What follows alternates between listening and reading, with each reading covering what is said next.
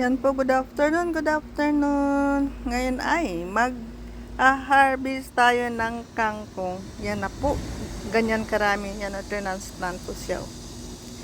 Yan, mag-harvest tayo at lutuin natin, pananghalian.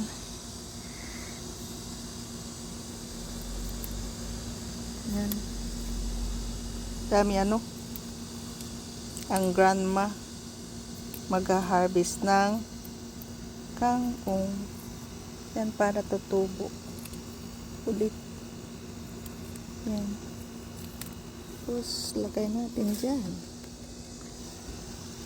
Kunin natin lahat na talbos para dadami sila. Yan.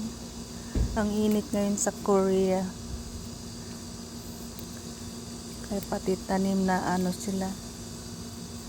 Yan. Kunin natin lahat. Lagay natin dyan. Para magsanga siya. Ito. Yan sila oh. May saluyot pero parang hindi saluyot ito. Parang saluyot sa ano. Dito alisin natin ito. Hindi man ito saluyot. Lagay lang natin dyan. Agoy, nahulog. Dito po yung maliit kong beranda. Yan. Mag-harvest tayo ng kangkong. Para may ulamin tayo yung tanghali. Dami ano. Payat lang sila kasi maliit tong taniman ko. Yan o.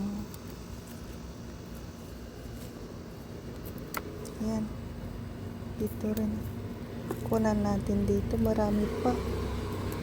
Siguro ito.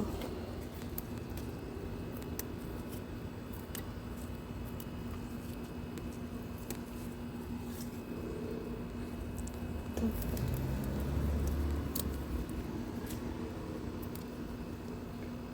Siguro next time naman marami na ito para sa akin. So this is may kangkong. Nag-harvest ay nag-ano, namutol si grandma.